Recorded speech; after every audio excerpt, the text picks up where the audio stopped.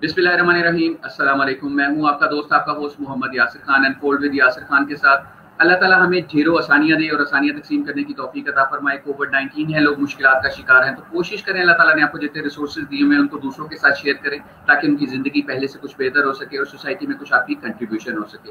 कोविड-19 अपनी third wave में है, जो कि पहली दोनों वेव से ज़्यादा खतरनाक है, तो कोशिश करें गवर्नमेंट के जो एसओपीज़ हैं, चाहे वो मास्क पहनना है, ग्लव्स पहनना है, 6 फुट की दूरी है, बार-बार सैनिटाइज़र, साबुन पानी से हाथ धोना है, या अगर ज़रूरी सफ़र से गुरेज करना है, तो खुदारा उसको अडॉप्ट कीजिए। और इस मास्क को पहने इससे पहले कि आपको ऑक्सीजन मास्क पहनना पड़े, बिकॉज इंडिया की सिचुएशन बहुत वर्स हो चुकी है, तो हमें उसको देखते हुए अपनी जो एसओपीज है उसको फॉलो करना चाहिए।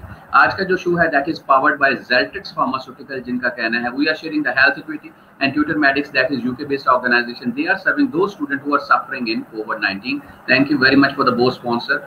आज का जो शो है that is based on speech and language delay in children. बच्चे जो देर से बोलना सीखते हैं उसके बारे में आज हम कोशिश करेंगे कि अनफोल्ड करें कि क्या क्या इश्यूज हैं जिसकी वजह से बच्चे जो हैं वो डिले स्पीच की तरफ जाते हैं, और कौन कौन से डिसऑर्डर हैं, कौन कौन से टेस्ट हो सकते हैं, किस एज पे जाके हमें आइडेंटिफाई करना चाहिए, कौन कौन से वर्ड्स हैं जिसमें स्टक होते हैं, और इसी तरह कौन कौन से किस एज पे जो है पेरेंट्स को जाके सोचना चाहिए कि अभी हमें टेस्ट कराने की तरफ जाना चाहिए, और कौन कौन सी इसमें कॉम्प्लिकेशंस हैं, आज हम उसको अनफोल्ड करेंगे। आज के जो मेरे ऑनरेबल गेस्ट हैं, पैनलिस्ट हैं, उनको अनफोल्ड करता चलूँ। फर्स्ट जो मेरी गेस्ट है, she is consultant speech language pathologist at doctors hospital and medical centre Lahore. माशाल्लाह से she is CEO of Karishma speech therapy and rehabilitation centre Gujrat. Director हैं करिश्माज ऑटिज्म हाउस, और एमएस किया हुआ माशाल्लाह से इन स्पीच पैथोलॉजी इस्लामाबाद से। एक्सपर्ट ऑफ कोहेलियर, ये बहुत मुश्किल वर्ड्स है, मैं नहीं बोल पाऊंगा। करिश्मा सानिया ये है हमारी पहली गेस्ट। वेलकम करते हैं इन्हें अनफोल्ड विद यासिर खान में। और जो दूसरे हमारे गेस्ट हैं, अल्ताफुर रहमान रूमी इनका नाम है। करंटली ये टीच कर रहे हैं यंग बच्चों को जो कि स्टटरिंग फेस कर रहे हैं। He is training them for just for free for the purpose of social payback, because ये खुद इस सिनेरियो से गुजरे हुए हैं, तो ये चाहते हैं कि बाकी लोग जो हैं वो इस सिनेरियो से ना गुजरें और इन मुश्किलात की तरफ ना आए। और करंटली माशाल्लाह से ये सर्व कर रहे हैं as a planning officer at local government department secretariat में। तीसरी जो हमारी ऑनरेबल गेस्ट होंगी हुमा फहीम यासीन होंगी, वो दुबई से हमें भी थोड़ी देर तक ज्वाइन करेंगी। शी इज अ पेरेंट, और उनका जो बेबी है वो उसके बारे में बताएंगे कि क्या क्या मुश्किलात वो फेस कर रही हैं और कौन कौन से इश्यूज के से वो उनका बेबी जो है वो गुजर रहा है। फर्स्ट जो है करिश्मा से स्टार्ट करेंगे, और पहला जो सवाल जहन में आता है आज के टॉपिक को लेके, वो सबसे पहला सवाल ही ये है कि रीजन क्या है डिलेड स्पीच के। करिश्मा थोड़ा अनफोल्ड कीजिए। जी अस्सलाम वालेकुम। वालेकुम अस्सलाम। अगर आपके टॉपिक पे जाएं तो सबसे पहले जो रीजंस आ जाती हैं, जो बहुत कॉमन सी रीजंस है, उनमें डिपेंड करता है कि आपके बच्चे की at the time of birth अगर कोई कॉम्प्लिकेशंस हुई हैं, बिफोर बर्थ अगर उनकी कोई कॉम्प्लिकेशंस हुई हैं, तो इट कैन बी कोई जेनेटिक इशू भी आता है। जैसे पेरेंट्स अगर डिलेड स्पीच या लैंग्वेज उनका रहा हो, या फैमिली में है, या अगर एक बच्चा अगर लेट बोल रहा है तो उसकी फैमिली में बाकी बच्चे भी जो हैं उनकी फैमिली में ये एक इशू जो है वो जेनेटिकली रन कर रहा है। एक रीजन जो है वो हम जेनेटिकली उसको कॉज करेंगे। सेकंड जो होती है वो यही कि डेफिनेटली कोई मेडिकल इशू तो नहीं हुआ किसी बच्चे के साथ, और बर्थ के टाइम पे जैसे बच्चे लेट रोते हैं या फौरन उनको ऑक्सीजन नहीं मिलती है और इनक्यूबेटर वगैरह उनको प्रोवाइड नहीं होता है टाइमली, तो उसकी वजह से जो अगर आम जुबान में अगर हम लोगों को समझाने के लिए कहें तो उसको पैदाइशी फालिज कहा जाता है, जिसको कि हम सेरिब्रल पाल्सी कंसिडर करते हैं। और उसके बाद फिर लोग बच्चों को जो है वो फिट्स पढ़ते हैं, दौरे वगैरह पढ़ते हैं, और वो उनके सारे डेवलपमेंटल माइलस्टोन्स और स्पीच के माइलस्टोन्स भी जो हैं वो लेट हो जाते हैं।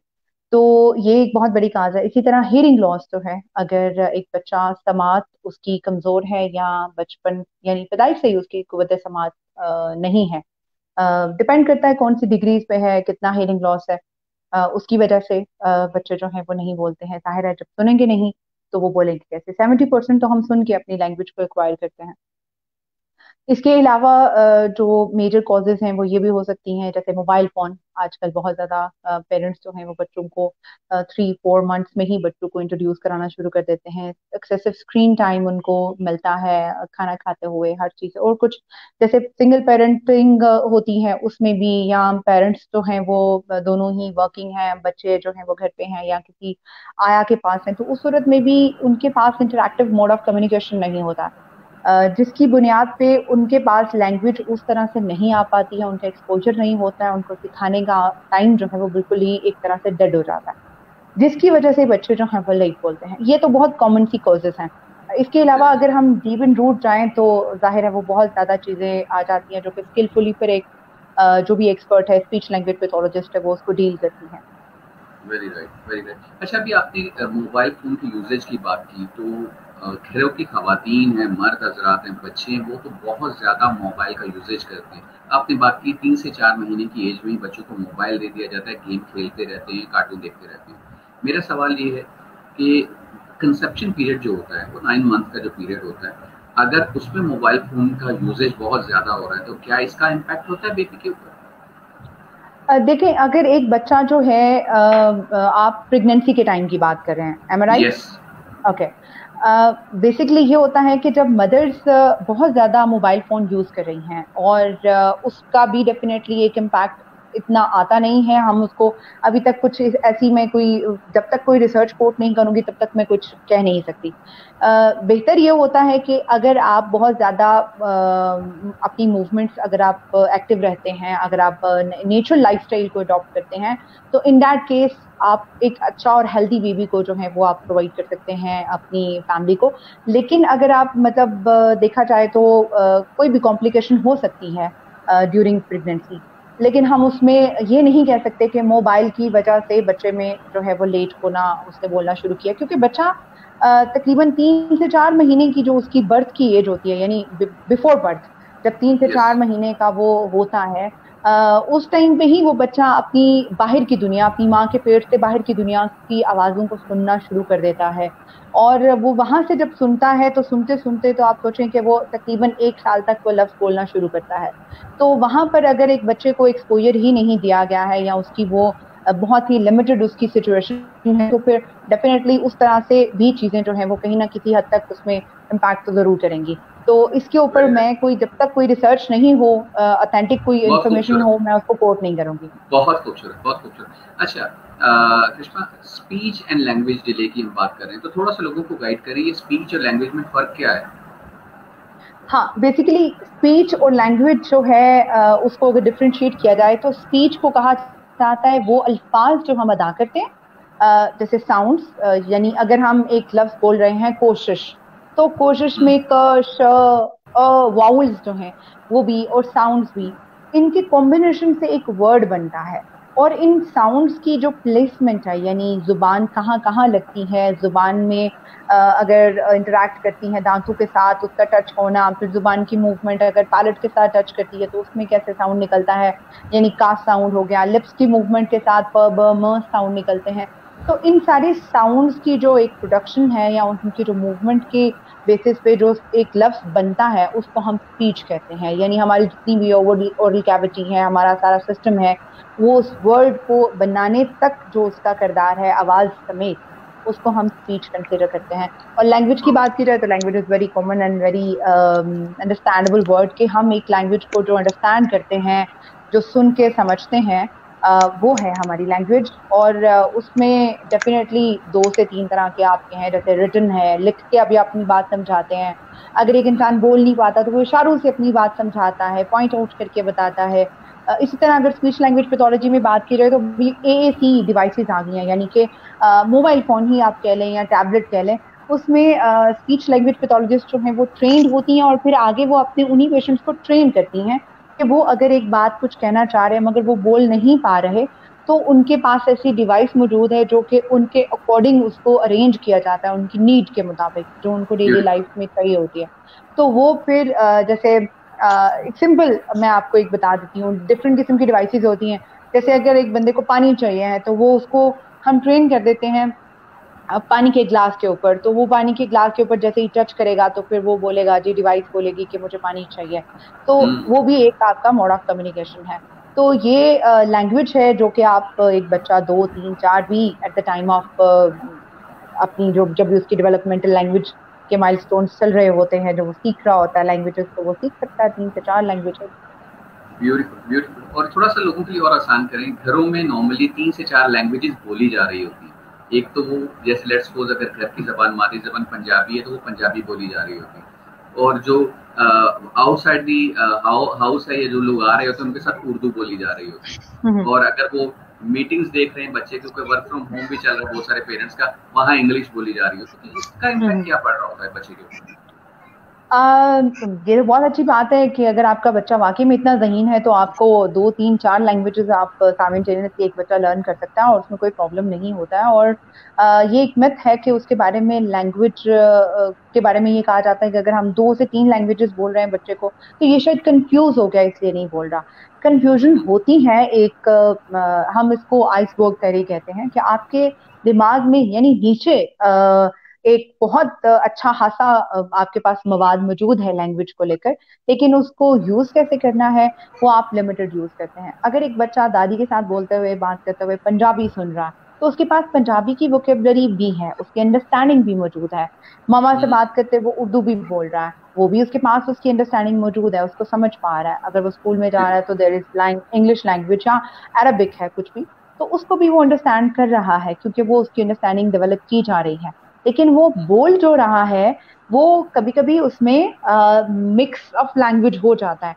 यानी जैसे अभी हम बात करते हैं वो उर्दू और इंग्लिश को कंबाइन करके हम बात करें, बीच में इंग्लिश के वर्ड्स भी आ रहे हैं, तो उसमें कभी कभी बच्चे को स्ट्रगल जरूर होती है कि वो उस जगह उर्दू के जुमले में वो पंजाबी ऐड कर देता है, या पंजाबी इंग्लिश बोलते हुए वो किसी उर्दू का वर्ड को उसमें ऐड कर देता है, और वहां पर जो एक रिएक्शन आता है पेरेंट्स का विच इज रॉन्ग कि ये तुमने पंजाबी का वर्ड क्यों बोला, आपको पता है एग्जैक्टली। आपको ये पंजाबी नहीं बोलनी है। तो आप वो चीज नहीं करें वहां पर, आपको आप बच्चे को एक उसके अंदर एक डर बिठा देते हैं कि something I did something wrong. तो आप बच्चे को जितना भी लैंग्वेज सीखेगा वो जितना बोलेगा वो, क्योंकि मेन चीज तो ये होती है कि आप कम्युनिकेट करें, आप अपने आप को एक्सप्रेस करें। वाई वी कम्युनिकेट, ताकि हम अपने आइडियाज अपनी थॉट्स को एक्सप्रेस कर सकें, जो हम चाहते हैं जो हमारी नीड्स हैं हम उनको एक्सप्रेस कर सकें। इसलिए तो नहीं कि हमें सोच समझ के बोलना तो चाहिए, लेकिन मेरा ख्याल है बच्चों को भी नहीं इस चीज को ब्यूटीफुल एक्सप्लेन करना ब्यूटीफुल। मुझे पेरेंटिंग की एक टर्म याद आ गई कि बच्चे वो सीखते हैं जो पेरेंट्स कर रहे होते हैं, बच्चे वो नहीं सीखते जो चाहिए। बच्चे पेरेंट्स उनको बता रहे होते हैं। खूबसूरत। एग्जैक्टली, अच्छा, इट्स एक ट्रू, चीज इट्स ट्रू। आपकी आपकी गुफ्तगू से एक चीज मैंने असेस की कि बच्चों की जो कैपेसिटी है वो बहुत ज्यादा होती है, तो जितनी चाहे लैंग्वेज आप बोलें बच्चे ये सीख सकते हैं, उनका स्टेमिना होता है, उनकी जो पिक पावर है वो स्ट्रांग होती है इस एज लेवल पर। ऐसे ही यस बिल्कुल, 3 साल तक 4 साल तक 5 साल तक एक बच्चा बहुत ज्यादा अच्छे एंगल से जो है वो चीजों को, क्योंकि उस टाइम पे न्यूरॉन्स की जो बनने की जो एक पावर होती है, या आपको कह लें कि बहुत ज्यादा उस एज में न्यूरॉन्स बनते हैं, जो कि एज कम्पेयर टू बाकी आपकी थ्रू आउट लाइफ इतना इतना स्पीड नहीं होता है न्यूरॉन्स के बनने का। Very right very right. अच्छा, हुमा फहीम यासीन ने जो कि मदर हैं, दुबई से हमें ज्वाइन की है। हुमा, अभी दोनों एक्सपर्ट भी अवेलेबल हैं, आप थोड़ा सा अपना तारुफ भी कराइए और क्या क्या आपने इशू फेस किए आप अपने बच्चे के हवाले से, और क्या उस कौन कौन से वर्ड्स के ऊपर वो स्टक हो रहा है, क्या चीज़ें हैं, थोड़ा सा एक्सप्लेन कीजिए। मेरे माशाल्लाह से 2 बेटे हैं, और एक जो है वो 2.5 साल का है और एक 1.5 साल का। जो है ना, थोड़ी सी आवाज़ ऊंची, थोड़ा सा लाउड बोलिएगा या माइक रीड कर लीजिएगा प्लीज। हाँ, मैं अब आ रही है आपको आवाज़? जी जी, आवाज़ आ रही है।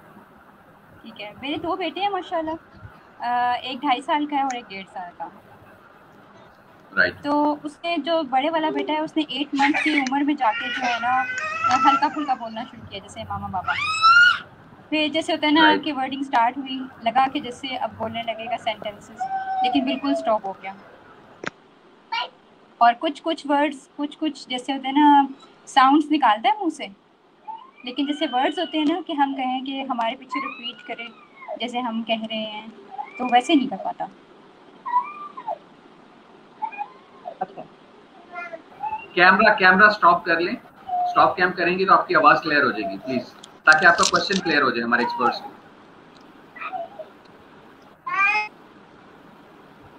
जी, अब आप क्वेश्चन कीजिए।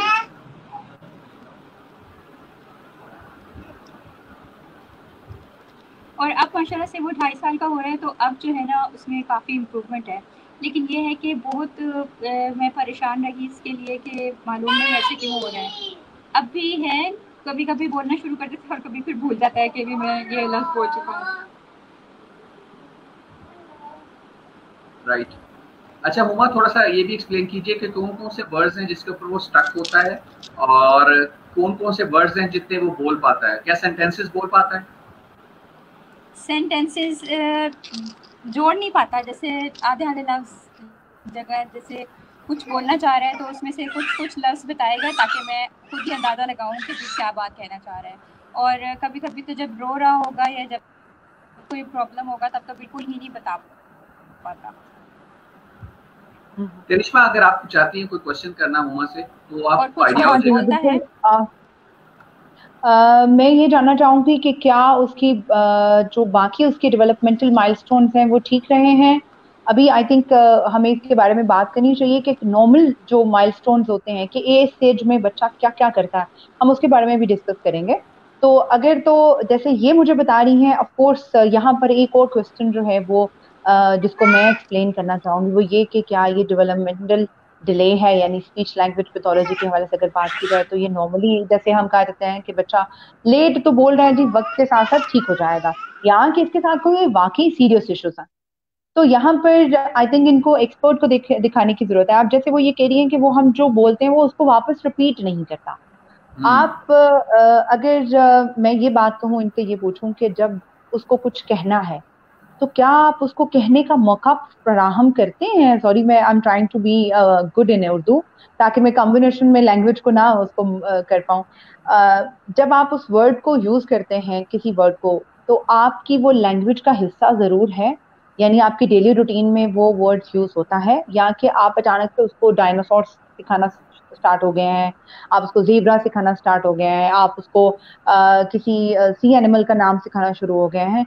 सबसे पहले जो इम्पोर्टेंट चीज ये होती है कि बच्चों को पेरेंट्स ने, अब अगर डिवाइसेस की बात की जाए यानी मोबाइल फोन वगैरह, तो what they start watching on mobile phone, वो वाले कार्टून्स जो हमारी लैंग्वेज के हैं ही नहीं, पॉसिबली इंग्लिश या हिंदी। अगर हिंदी भी है तो somehow they can understand it.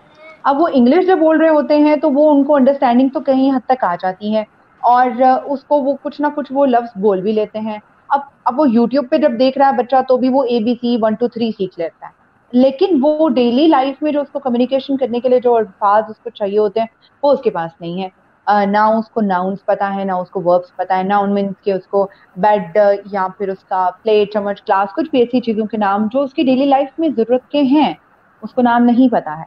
इसी तरह अगर उसको कोई चीज चाहिए, जैसे फॉर एग्जाम्पल उसको फीडर चाहिए, दूध चाहिए, या उसको खाना चाहिए, पानी चाहिए, और वो जैसे ही करता है तो मामा को समझ आ जाती है कि हाँ इसको पानी ही चाहिए, या इसको वॉशरूम जाना है, या इसको फला चीज की जरूरत है, तो why he will say something जबकि उसको बिना कहे सब कुछ मिल रहा है। तो अगर एक इंसान को कुछ भी अगर आप उसको प्लेटर में दे देते हैं तो वाई वुड ही चूज? यहाँ पर आपने उसको ऑप्शंस देने हैं। अगर आपको लग रहा है कि आपका बच्चा एक वर्ड यूज कर रहा है, या वो जब भी उसको कुछ कहना होता है, तो जैसे इन्होंने बताया मदर ने कि वो एक लफ्ज बोल लेता है ताकि अगली बात को मैं समझ पाऊं। इट्स गुड कि आप उसको समझ आती हैं, लेकिन यहाँ आपको करने की जरूरत यह है कि आप जो समझ गई हैं, एक तो वो जो कि आपको लगता है कि ऑलमोस्ट 90% करेक्ट है। मैं इसकी एग्जांपल इस तरह से दूंगी कि अगर उसको टॉयज में कार चाहिए तो आपको समझ आ गया कि ये वहां रखी कार को मांग रहा है, लेकिन आपको साथ ही में जो है ना वो जानबूझ के आप सेकंड ऑप्शन ये देना है कि आपको कार चाहिए या आपको पानी चाहिए। वो तो सेकंड ऑप्शन आप कोशिश करें कि वो रखें कि जो बिल्कुल भी रेलेवेंट ना हो, लेकिन उसकी समझ उसको जरूर हो। तो अगर इस तरह आप करेंगे तो वो इजी वर्ड्स में से वो फिर आपको बोल के बता पाएगा। सबसे पहला जो ऑलमोस्ट एक्सप्रेसिव लैंग्वेज में आता है, यानी बच्चे जो बताना शुरू करते हैं वो पॉइंट आउट करके फिंगर से ये फलां चीज, या अपने जेस्चर से पकड़ के वहां तक ले जाते हैं। तो कोशिश करें कि बच्चों को 2 ऑप्शंस दें, वो उसमें से चूज करें। अब पेरेंट्स यूजुअली क्या करना शुरू कर देते हैं कि अगर उन्होंने एक लफ्ज सिखाना शुरू भी किया है, टारगेट किया है कि आज हमने अपने बच्चे को ये सिखाना है कि तुमने रोटी और चावल में से चूज करो, तो कोशिश करें कि अगर आपके बच्चे ने चावल की जगह चा भी बोल दिया है तो मेक इट थोड़ा सा अप्रिसिएशन करें ताकि बच्चे को अच्छा लगे कि हाँ आई डिड समथिंग गुड, और ऐसे करने से तो मुझे ये चीज मिल जाएगी। और साथ ही साथ अगर बच्चा आपका चावल की बजाय पॉइंट आउट भी कर रहा है तो वहां पर आप उसको दे दें। मदर्स एक दिन में क्या करती हैं, नहीं अभी तुम बोलो चावल, अभी के अभी बोलो चावल। हाँ। अब वो बेचारा अभी सीख रहा है, उसको टाइम चाहिए। अब वो जब तक वो सीखेगा तब तक आपका सब्र का पैमाना लबरेज हो चुका होगा, और आप ये चाहती हैं इतनी कि अभी के अभी करिश्मा वो इतनी सीखे। खूबसूरत बात की है ना कि पेरेंट्स इतने इम्पेशेंट होते हैं ना, अगर वो कोई डॉक्टर नहीं बन पाए होते या कुछ बन नहीं पाए होते ना, वो उनका ख्याल, उनका विजन ये होता है कि हमारे बच्चे अभी से बन जाएं, अभी और से वो बन जाए। अब से एग्जैक्टली, सारी चीजें वो ये इम्पेशेंस की ये सारी निशानी आई है। अच्छा यूजुअली हुआ यूज भी दिस टर्म कि आप रिमोट से अपने बच्चे को मत चलाएं, let's him exact enjoy his childhood. Beautiful beautiful beautiful. अच्छा, अभी हुमा दोबारा ज्वाइन करती है तो हम इनसे कुछ हुमा ने अभी दोबारा ज्वाइन कर लिया, तो हुमा आप अपना कैम ऑन कीजिए और थोड़ा सा ये बताइए आपका बच्चा जो है किस चीज के लिए कौन कौन से वर्ड्स इस्तेमाल करता है, ताकि जो हमारी एक्सपर्ट है उनको आइडिया हो सके कि इसमें क्या आपको एक्सटेंड करने की जरूरत है। लेट्स सपोज अगर उसको बाइक पे जाना है या गाड़ी की तरफ जाना है तो वो क्या इस्तेमाल करता है, किस तरह के वर्ड इस्तेमाल करता है?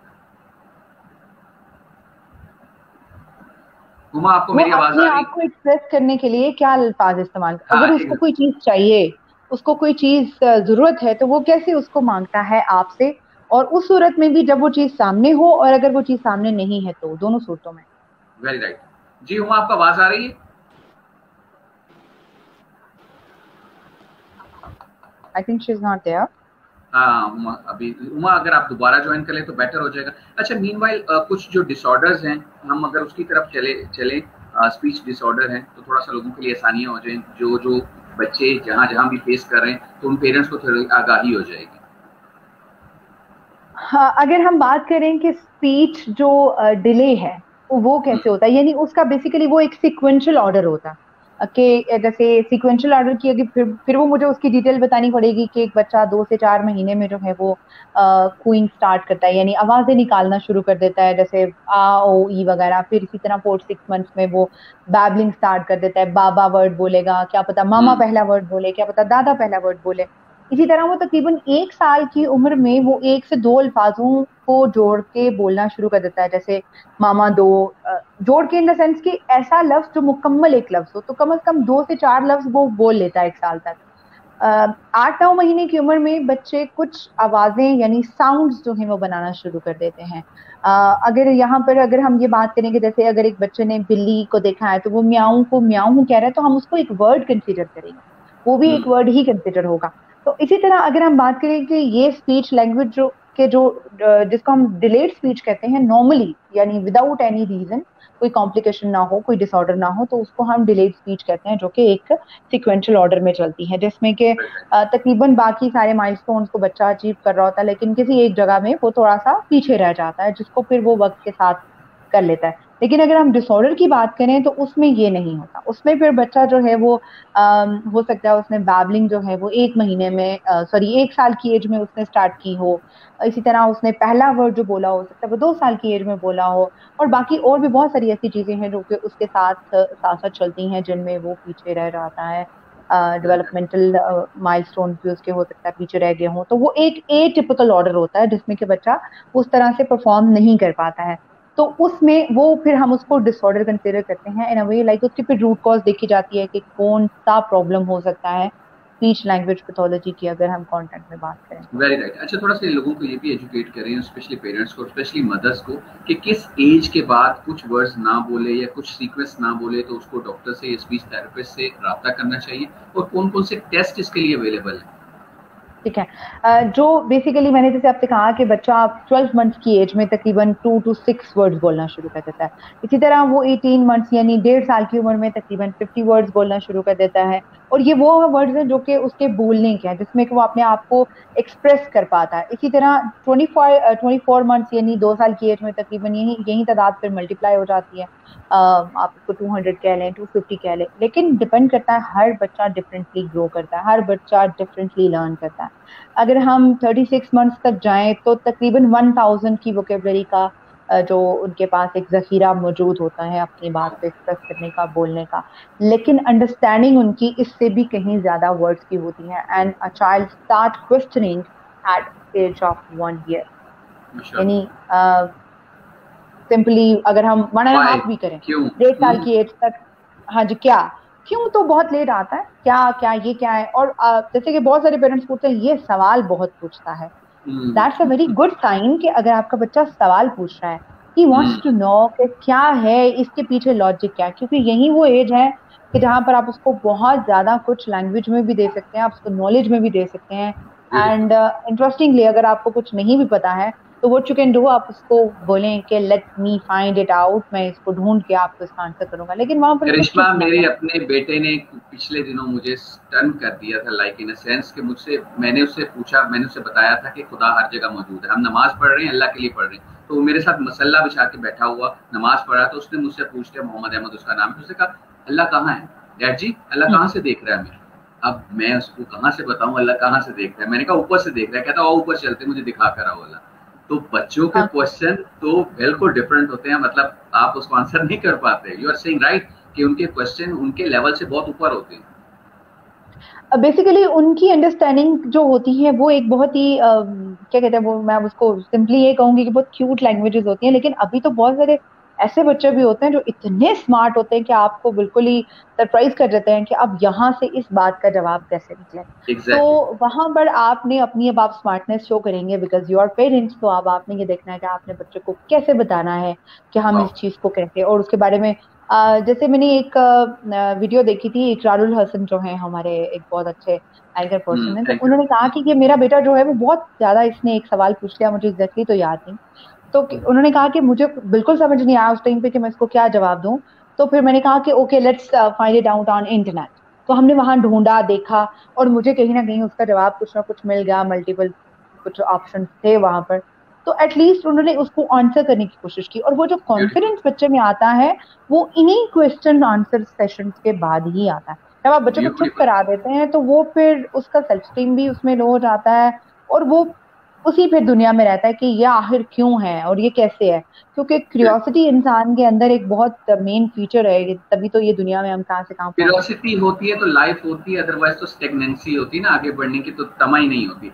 अच्छा कृष्णा, टाइम थोड़ा सा शॉर्ट है, कौन कौन से टेस्ट हैं जो जो आप नाम दे दें, पेरेंट्स अगर उसकी तरफ जाना चाहें, और ओके, किस एज के बाद? बेसिकली जो मेन टेस्ट होता है वो ये कि हियरिंग का टेस्ट होता है, यानी आप कुव्वत समाअत चेक करवा लें। अगर आप नहीं तो उसकी ये भी जरूरी नहीं है कि हर बच्चे का हियरिंग लॉस ही हो, लेकिन जो पर्टिकुलर जो उनके मेडिकली अगर हम टेस्ट की बात करें तो जैसे थायराइड का टेस्ट होता है, वो आप करवा सकते हैं, वो भी आपको डॉक्टर रिकमेंड करेंगे, ये आप अपनी मर्जी से खुद जाके नहीं करवा सकते। तो बाकी जो हमारे स्पीच लैंग्वेज पैथोलॉजी के पर्टिकुलर टेस्ट हैं वो हम खुद विद इन द क्लिनिक करते हैं, क्योंकि डिसऑर्डर को आप किसी सीटी स्कैन और उसमें हम नहीं फिगर आउट कर सके।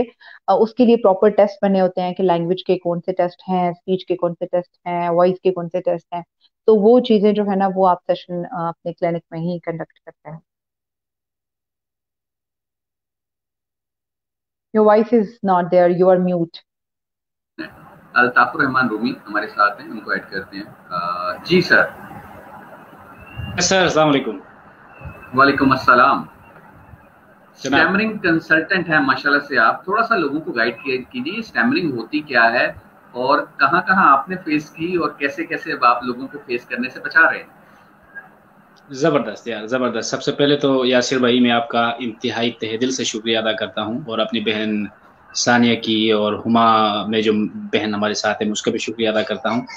और मैं आपको यहाँ पर ये बता दूँ, ऑन रिकॉर्ड में आपको यहाँ पर ये बता दूँ कि आप कोई प्रोग्राम नहीं कर रहे हैं, कोई इस तरह की सोशल एक्टिविटीज़ नहीं कर रहे हैं, बल्कि आप जिहाद कर रहे हैं। ये मैं इस सेंस से कर रहा हूँ कि स्पेशली माई एक्सपर्टीज और in a field of stammering and stuttering, और ये डिले इन स्पीच का जो एक सेक्टर है, इसके साथ मेरा एज सच इतना कोई लिंक नहीं है, लेकिन फिर भी मुझे इसके बारे में इंफॉर्मेशन है, लेकिन इतना नहीं है जितना मेरी बहन सानिया के पास है या हुमा के पास हो, मेरे पास इतना नहीं है। अच्छा, मैं स्टमरिंग के बारे में मैं आपको ये बता दूं, देखो यहाँ पर सबसे पहली सितम ज़रीफ़ी की बात यह है कि हमारे मुल्क पाकिस्तान में 70 लाख लोग, this is a report, this is a survey of an independent NGO, that 7 million people in Pakistan they are stammerer, वो हकलापन के मरीज हैं। 70 लाख लोग हमारे मुल्क में हकलापन के मरीज हैं। और मैं खुद अभी जो आपके सामने मैं बातें करते जा रहा हूँ, आप यकीन नहीं करेंगे, मेरे हल्का अहबाब के जितने लोग मुझे जानते हैं, मुझे देखते हैं, मैं 7 साल की उम्र से लेकर मैं 22 साल की उम्र तक 3 अल्फाज को आपस में जोड़ के बात नहीं कर सकता था। और मैं अब खुदा की इंग्लिश वाला उफ यार, I have no word to explain. और कितने अपॉर्चुनिटीज ऐसे हैं, ऐसे मेरे सामने थे जो कि मैं गंवा बैठा हूँ इस स्टमरिंग की वजह से। और मेरे ज़िंदगी में एक ऐसा मोड़ आया था, सानिया बहन, मैं आपको ये बता दूँ कि मेरे ज़िंदगी में एक ऐसा मोड़ आया था, मैं एक मुसम्मम इरादे के साथ सुसाइड करने जा रहा था। और मैं अल्लाह को मैं अल्लाह से ये कह रहा था कि जो टैलेंट आपने मुझे दी है, जो एबिलिटी आपने मुझे दी है, मुझे इसकी ज़रूरत नहीं है, क्योंकि मैं एक चीज़ को प्रोनाउंस नहीं कर पा रहा हूँ, मैं किसी को समझा नहीं पा रहा हूँ। तमाम सवालात को मैं समझने के बावजूद अगर मैं आदमी को नहीं बता पा रहा हूँ तो मुझे इसकी ज़रूरत है क्या है। और यहाँ पर प्रॉब्लम, हाँ, अब यहाँ पर प्रॉब्लम ये है ना कि अभी आप दोनों, मैं सिर्फ अभी आप दोनों की मैं बात करूँ, आप लोग स्टमरर्स नहीं हैं। आप लोग अपने इल्म के मुताबिक जो भी बातें आपके दिलो दिमाग में आते हैं, आप लोगों के सामने उनको बोल देते हैं, एक्सप्लेन कर देते हैं। लेकिन स्टमरिंग में प्रॉब्लम ये होता है कि आप सब कुछ जानने के बावजूद फिर भी एक्सप्लेन नहीं कर पाते लोगों के सामने, तो ये इंसान के लिए इंतहाई एम्बैरेसिंग सिचुएशन क्रिएट हो जाती है और इंसान बहुत ही शर्मिंदा फील करता है। तो अब हम आते हैं स्टमरिंग की तरफ। मेरे ख्याल में आपके जहन में कोई सवाल हो तो आप अगर अपने सवाल मेरे जहन में है कि क्या आप तो इस सिचुएशन से गुजरे हैं, क्या ये मरूसी बीमारी है, और अगर है तो क्या मेडिकली इसका कोई ट्रीटमेंट है? वेरी गुड, बहुत बेहतरीन सवाल है। देखिए, मैं गुज़िश्ता 5 सालों से बहुत ही एक्टिवली और इमोशनली इस सेक्टर के ऊपर मैं काम कर रहा हूँ। जब से मैंने अपना प्रॉब्लम रिजॉल्व कर दी, जब से मैंने अपना जो मसला था मेरा स्टमरिंग का, हकलापन का, उसको जब मैंने फिक्स कर दी, तो अल्लाह सुब्हानहू व तआला ने मेरे दिल में एक ये ख्याल डाली कि I have to help all those people who are still stammering, who are still facing this issue. तो मैंने एक रिसर्च शुरू कर दी। तो उस दौरान मैंने ये देखा कि ये ऑलमोस्ट जेनेटिक नहीं है, मतलब ज़्यादातर ये चीज़ जेनेटिक नहीं है।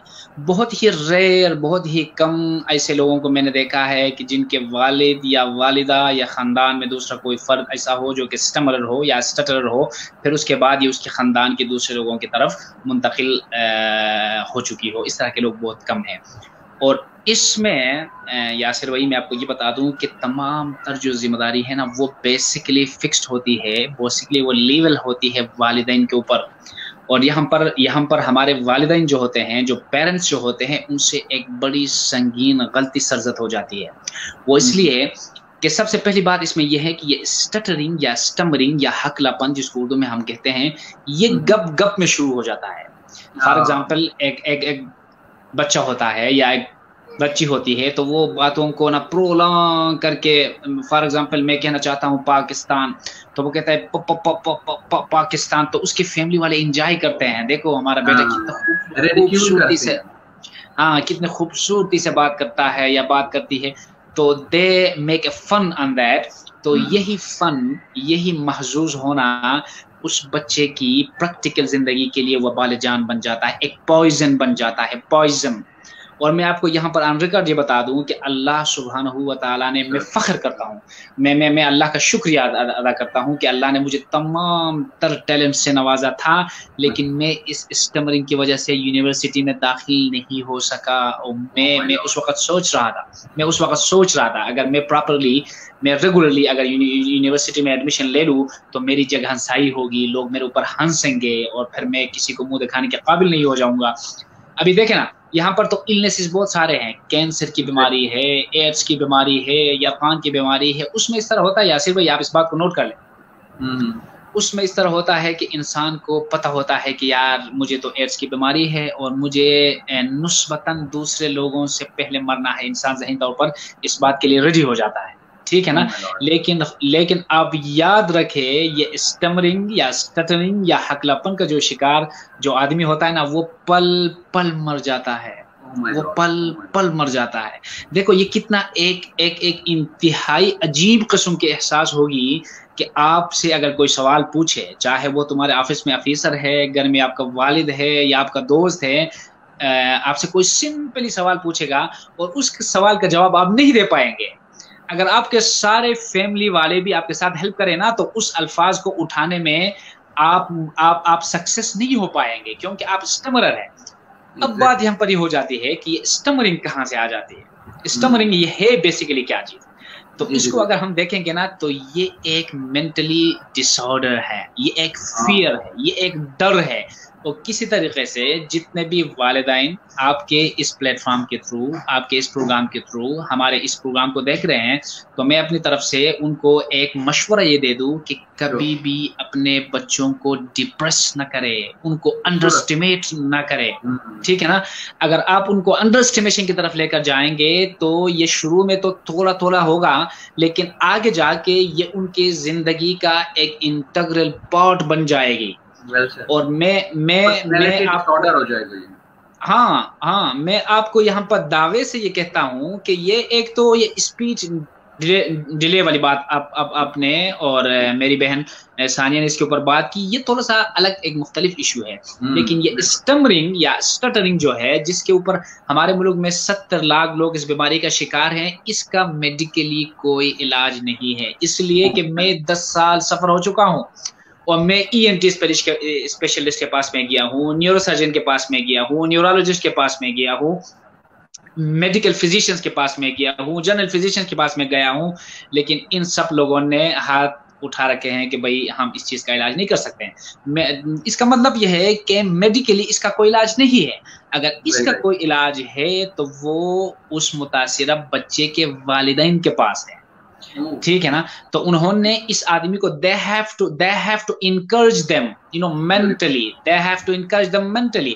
इसमें यासिर भाई बात ये होती है कि I am an integral member of British Stammering Association, और उन लोगों ने कई दफा मुझे ये ऑफर की है कि आप आके यहाँ पर हमारे साथ प्रॉपरली एज ए स्टमरिंग इंस्ट्रक्टर काम करें, लेकिन मैंने अभी तक उनको कोई इस बात के ऊपर ग्रीन सिग्नल बिल्कुल नहीं दी है।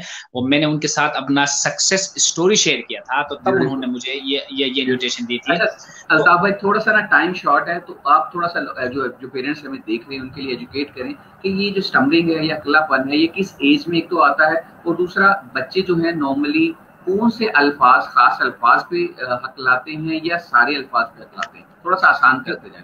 जबरदस्त, बहुत खूबसूरत सवाल आपने किया यासिर भाई। देखो, ये मैं यहाँ पर एक चीज को इजाफा यहाँ पर ये कर दूं कि ये 4 साल से लेकर 7-8 साल तक की जो उम्र होती है ना, ये किसी भी बच्चे के लिए बातों को सीखने का एक उम्र होता है। बातों को अपने वालिदैन से, अपने स्कूल में, अपने हल्का अहबाब में, अपने स्ट्रीट में जाके एक दूसरे के साथ खेल के ये बच्चे इन बातों को सीखते हैं, ठीक है ना। तो उस दौरान अगर वो किसी न किसी खुशगवार वाक़ये की वजह से डिप्रेस हो जाए, वो शिकस्त हो जाए, वो हेजिटेशन का शिकार हो जाए, तो फिर यहाँ अगर उनको प्रॉपरली काउंसलिंग ना मिल जाए, उनको मेंटली ग्रूमिंग ना मिल जाए, तो ये फिर इन बच्चों की जिंदगी में सरायत करता जाता है। अल्ताफ, ये जो टाइम पीरियड होता है पेरेंटिंग के ऊपर, अल्हम्दुलिल्लाह मैं कुछ 50+ शोज कर चुका हूँ। ये जो ईयर और शोल्डर पेरेंट्स नहीं ना देते और कोई और दे देता है, वहां से डिसऑर्डर शुरू हो जाता है। ये बात बिल्कुल सही है, ये बात 100% मैं आपके साथ इत्तेफाक करता हूं। करिश्मा कुछ कहना चाह रही है। जी करिश्मा। जैसे अल्ताफ साहब ने बताया, उन्होंने I am really inspired by his story कि उन्होंने इस चीज को ओवरकम किया है। एंड ये यहाँ पर एक चीज मैं ये बताना चाहूंगी कि जैसे उन्होंने कहा कि मेडिकल में इसकी कोई भी ट्रीटमेंट नहीं है। अनफॉर्चुनेटली जब आप इन तमाम डॉक्टर्स के पास जाते हैं तो वहां पर आपको गाइड भी नहीं किया जाता कि ये आपने किसके पास जाना है तो आपका इलाज ठीक होगा। और स्पीच थेरेपी ही इस स्टैमरिंग का इलाज होता है। वहां पर सिर्फ और सिर्फ स्पीच थेरेपिस्ट ही आपके स्पीच थेरेपी से जो स्टैमरिंग के प्रॉब्लम है उसके साथ डील करती हैं, काउंसलिंग करती हैं, इनको ट्रीट करती हैं। हाँ, अगर आपकी जो स्पीच लैंग्वेज थेरेपिस्ट हैं, अगर तो आप उनके साथ ट्रीटमेंट कंटिन्यू कर रहे हैं, उसको कंप्लीट कर रहे हैं, तो definitely you will get out of it. लेकिन हमारे पास एविडेंस बेस्ड ये चीजें हैं कि यहाँ पर हम 100% स्पीच थेरेपी में उसको रिजल्ट्स नहीं दे पाते, लेकिन 90% तक बच्चों को इम्प्रूव होते मैंने खुद किए हैं। It's been like more than 100 people या शायद इससे भी ज्यादा मैं काउंट नहीं करूँगी, because I am in this field from last 9 years। और मैं यहाँ स्पीच लैंग्वेज पैथोलॉजी में स्टैमरिंग पर्टिकुलरली एक सब्जेक्ट है जिसके बारे में ट्रीटमेंट उसका पढ़ाया जाता है, हम करते हैं यहीं पाकिस्तान में नहीं, इंटरनेशनली भी। लाइक ये तो प्रॉपर एसोसिएशन हैं, और आशा जैसे कि American speech language training association है, उसमें इसका ट्रीटमेंट प्लान मौजूद है।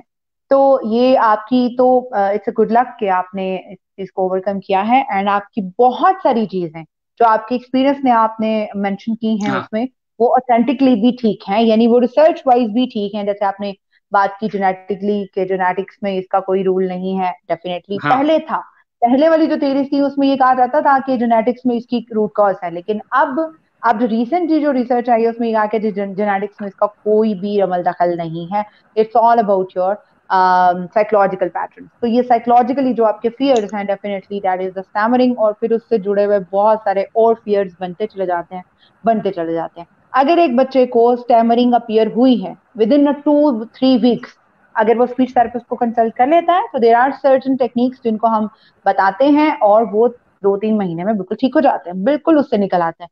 और उसमें निकलने के लिए जो हेल्पफुल होते हैं वो थेरेपिस्ट और प्लस डेफिनेटली पेरेंट, और उसके साथ साथ जुड़ा उसकी फैमिली और उसका एनवायरनमेंट। इन्होंने बहुत सारी ऐसी इंपॉर्टेंट चीजें बताई हैं जो कि वाकई में हकीकत में ऐसा ही है।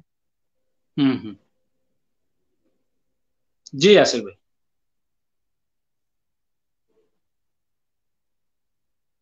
जी यासिर भाई, मैं कुछ बोलूं? आई थिंक उनका हेलो हेलो, आई थिंक उनके इंटरनेट में कोई इशू आ गया है। तो आप अपनी सक्सेस स्टोरी के हवाले से मुझे भी जरूर प्लीज इसके बारे में बताइए कि आपने इसको डेफिनेटली आपने कैसे इसको क्या है हेल्प आउट किया, बिकॉज इससे लोगों को बहुत इनकरेज मिलती है, लोग बहुत एक मोटिवेशन आती है उनमें कि हाँ अगर ये कर सकते हैं तो हम भी कर सकते हैं। क्योंकि जैसे आपने सुसाइड का बताया, तो वो एक बहुत बड़ी इसके ऊपर ना सानिया मैडम, मैं उसके ऊपर एक किताब लिख रहा हूँ, और वो मेरा जो किताब है वो इंशाल्लाह 80% कंप्लीट हो चुका है, और मैं बहुत प्राउड फील करता हूँ अल्लाह सुब्हानहू व तआला के फजल करम से कि my book will be the first and foremost book in the history of Pakistan. और वो पाकिस्तान में ही नहीं बल्कि अब्रॉड भी लोग उसी किताब से मुस्तफीद होंगे, और उसमें ये स्टमरिंग के हवाले से और इससे निबरत अज़मा होने के लिए और उससे मुकम्मल तौर पर छुटकारा पाने के लिए सारे मवाद मौजूद हैं। और सबसे सबसे सबसे काबिल जिक्र बात और रिमार्केबल बात इसमें यह है कि उसमें जितनी भी बातों का मैंने जिक्र किया है, जितनी बातें मैंने उसमें लिखी है, वो सारे मेरे अपने मुशाहिदात के मुताबिक है। मैंने इसमें किसी से हेल्प नहीं ली है। और जिस तरह देखो, इसलिए कि मैं 3 अल्फाज को जोड़ के बात नहीं कर सकता था। अब जबकि मैं आपके सामने बात कर रहा हूँ और अल्लाह के फजल करम से आप मेरी बातों को समझते हैं ना कि मैं बात कर रहा हूँ, और मैं फ्लुएंसी के साथ बात कर रहा हूँ। तो अगर मैं बात कर पा रहा हूँ तो दूसरा स्टमरर भी तो इस पर सक्सेस हासिल कर सकता है ना। तो वो किताब मैं लिख रहा हूँ, यकीनन मैं आपके साथ शेयर करूंगा इंशाल्लाह। ठीक है जी जरूर। और मुझे डेफिनेटली बहुत खुशी होती है। एक्चुअली मेन जो चीज होती है वो ये होती है कि जब तक यासिर भाई जो है वो अपीयर होते हैं अपने इंटरनेट कनेक्शन के साथ, तो तब तक आप अपने फर्दर अगर एक्सपीरियंसेस को शेयर करना चाहें तो आई थिंक आपको कर लेना चाहिए। हाँ बेहतर है। इसमें ये होता है ना, मैंने इसमें एक चीज नोट की है मैडम, जिस तरह दुनिया में किसी भी काम में, किसी भी स्किल के अंदर, किसी भी हुनर के अंदर परफेक्शन हासिल करने के लिए, उसमें कामयाबी हासिल करने के लिए you need to do a lot of homeworks in the background. ठीक है ना। आपको जो है ना इसके पस मंजर में जाके इसके, यासिर भाई सॉरी यार, आप थोड़ा सा ऑफलाइन हो चुके थे तो हमने अपनी जो गुफ्तगू है उसको जारी रखे हुए थे। तो अगर आप चाहते हैं तो हम शुरू से इसको वो करें या क्या करें? हेलो हेलो यासिर भाई, हेलो।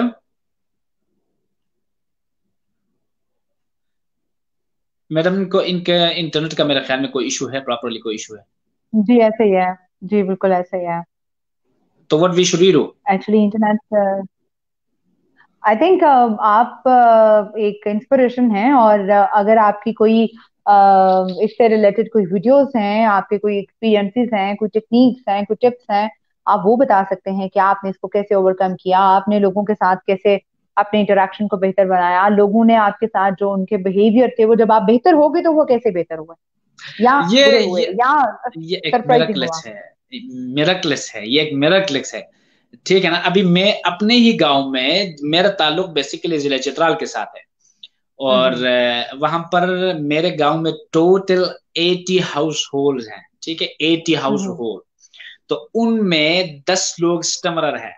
10 लोग, अच्छा। 80 हम्म। ईरानों में 10 लोग स्टमरर हैं। तो हम्म मैं जब वहां जाता हूं तो फिर मैं उन लोगों से अपने एक्सपीरियंस में शेयर करता हूं। मैं उनको ये बता देता हूं कि आप लोग भी अगर मुझे फॉलो करेंगे, आप लोग भी अगर मेरी इन बातों के ऊपर अमल करेंगे तो आप लोगों की जिंदगी सहल हो जाएगी, आसान हो जाएगी। लेकिन वो हिम्मत हार चुके हैं ना, असल में वो हिम्मत हार चुके हैं ना। तो आप भी अपने हल्का अहबाब के अंदर जो स्टमरर होते हैं, मैं स्टमरर की बात कर रहा हूँ। अच्छा, मैं डिले इन स्पीच वाली जो मामला है ये कुछ अलग है। मैं इसके बारे में बात ज्यादा नहीं कर पा रहा हूँ क्योंकि I have no sufficient information about this topic. तो वो मुझे कहते हैं कि यार अल्ताफ भाई देखो, एग्जैक्टली। हमारा उम्र गुजर चुका है और हम इसी तरह ही एहसास कमतरी का शिकार रहे हैं। तो अभी हम इसके ऊपर क्या बात करेंगे, और हमें बस मतलब इंतहाई एहसास महरूमी का वो लोग शिकार हैं। तो इसमें एक एक इंतहाई इंपॉर्टेंट चीज जो मैं आप लोगों के सामने रखता हूं, और all those parents who are watching to this programme, या अभी देखेंगे या बाद में देखेंगे, वो ये होता है कि किसी भी पेशे में, किसी भी स्किल में परफेक्शन हासिल करने के लिए, उसमें कमाल हासिल करने के लिए आपको मेहनत करना पड़ता है। मेहनत के अलावा कोई भी चीज आपकी जिंदगी में इस इतने बेहतरीन अंदाज में नहीं आ सकता जिस तरह उसको आना चाहिए। फॉर एग्जाम्पल, ये बात करना भी एक सीखने का अमल है। That's completely A learning process, और इसके अलावा आप इसको नहीं कर सकते। और इसमें देखो, I have seen a video. जी यासिर भाई। बिल्कुल कनेक्शन, इसका दौरानिया थोड़ा सा बढ़ गया, तो मैं चाहूंगा कि हम इसको नैरो डाउन करें और कंक्लूजन की तरफ जाएं, और क्लोजन की तरफ जाएं। बहुत खूबसूरत करिश्मा सानिया, आपने आज के जो टॉपिक है उसको अनफोल्ड किया, और जो जो इश्यूज थे स्पीच और लैंग्वेज डिले के हवाले से, और स्पेशली पेरेंट्स कहाँ कहाँ स्टक होते हैं, कहाँ कहाँ उन्हें इन चीज़ों को देखने की ज़रूरत है, आपने उसको अनफोल्ड किया। थैंक यू सो मच तहे दिल से आपका ज्वाइन करने। यासिर भाई, मैं एक बात बताऊं, सिर्फ मैं एक बात बताऊं, बहुत खूबसूरत तरीके से शेयर किया। जी जी, कर मैं एक आखिरी बात मैं आपको ये बताऊं कि जो जो बातें यहाँ पर हमने की, मैडम सानिया ने की और मैंने की, ये नाकाफी है, आप याद रखें। और मैं आपसे दरख्वास्त करूंगा कि आप आइंदा भी कोशिश करके इसी टॉपिक के ऊपर दूसरा भी कोई प्रोग्राम अरेंज कर ले। मैं मेरा मेरा मेरा आपसे ये रिक्वेस्ट, ये प्रोग्राम नाकाफी है। बहुत सारे ऐसी चीजें हैं जो कि पस मंजर में रह गए, हम लोगों को वो प्रॉपरली कन्वे नहीं कर पा सके। नो डाउट, बहुत सारी चीजें हैं जिनको की बात करनी चाहिए, बहुत ज़ाहिर ज्यादा नॉलेज बहुत पर्सनल ज्यादा है। क्वेश्चंस अभी तक पड़े हुए हैं जो भी हम नहीं कर पाए ना, तो इन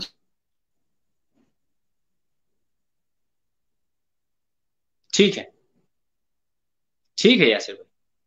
अल्ताफ साहब, मेरा YouTube चैनल है, जैसे उस पे भी मेरी ही एक दो पेशेंट्स हैं जिनकी के स्टैमरिंग के सक्सेस स्टोरीज एक सेटिंग में इतनी सारी चीजों को अनफोल्ड करना, और ये टॉपिक नहीं है, पूरे का पूरा सब्जेक्ट है, सब्जेक्ट नहीं है, पूरी की पूरी दुनिया है, और एक बच्चे की पूरी जिंदगी होती है, और जिंदगी में कितने साल होते हैं, तो हम उसको 20, 25, 30 मिनट में अनफोल्ड नहीं कर सकते। तो हमने अपनी टाइम थोड़ी सी कोशिश की है कि कुछ सीधे चीजें हैं जिसको हम हाईलाइट करें, ताकि पेरेंट्स जो वहां स्टक हो रहे हैं, जो चीजों को नहीं देख पा रहे, जो करिश्मा ने दिखाने की कोशिश की।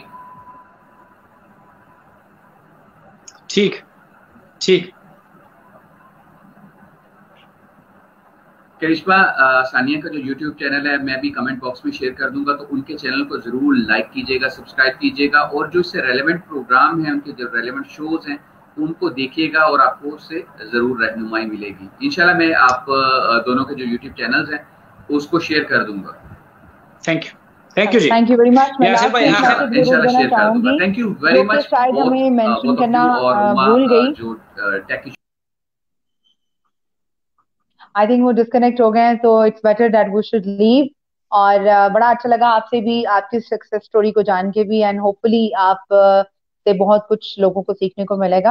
And I think I should say अल्लाह हाफिज to everybody who is watching, and you can contact me on Instagram, Facebook and YouTube अगर आपको अपने बच्चे से रिलेटेड कोई भी जो है वो क्वेश्चन करना हो तो। थैंक यू जी अल्ताफ साहब, आपको भी अल्लाह हाफिज। Thank you madam, thank you madam, thank you, खुश रहिए, मेहरबानी।